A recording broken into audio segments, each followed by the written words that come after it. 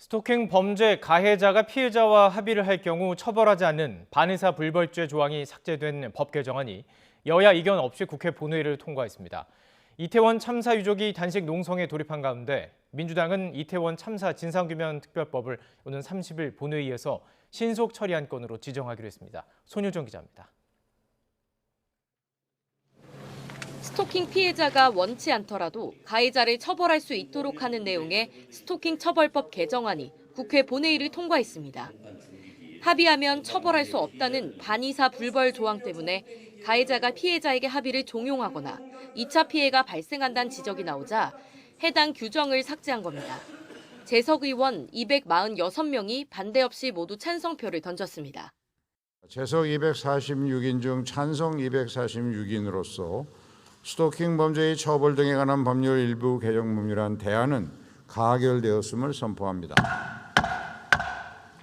개정안은 개인정보와 위치 정보를 제3자에게 제공하거나 신분 정보를 도용해 사칭하는 행위까지 스토킹 범죄로 폭넓게 규정했습니다. 법원 판결 전 전자발찌를 부착할 수 있게 하고 피해자뿐 아니라 동거인과 가족에 대한 접근 금지 조치 등 제도적 보완도 강화했습니다. 전자발찌 부착 대상에 스토킹 범죄를 추가하는 법률 개정안도 반대 없이 본회의 문턱을 넘었습니다. 수사기관이 촬영한 중대 범죄자의 사진, 즉 머그샷 공개 등 범죄자의 신상 공개를 확대하는 법안도 정부와 여당 주도로 추진되고 있습니다. 하지만 후쿠시마 오염수 검증특위 구성과 중앙선거관리위원회의 자녀 특혜 채용 의혹 국정조사 계획서는 본회의 안건으로 올라가지 못했습니다. 특위 활동과 국정조사 착수 시기를 놓고 여야가 평행선을 달리고 있기 때문입니다.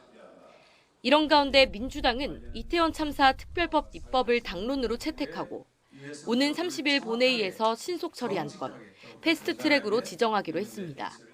6월 내에 본회의 신속 처리 안건으로 지정되지 않으면 이 특별법이 통과되기 어려운 여러 가지 국회 내 여건을 고려한 것입니다.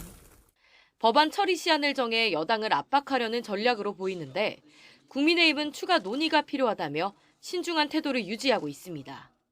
상임위 차원에서 대응을 하고 또 민주당 원내 지도부 차원에서 추진하는 거라면은 우리 원내 지도부끼리 협의해 보도록 그렇게 하겠습니다. 민주당은 특별법의 구체적인 내용은 여야 협의를 거쳐 확정하겠다고 밝혔지만 지난 국정조사 때부터 이견이 컸던 만큼 이태원 참사 특별법의 처리를 놓고도 진통이 예상됩니다.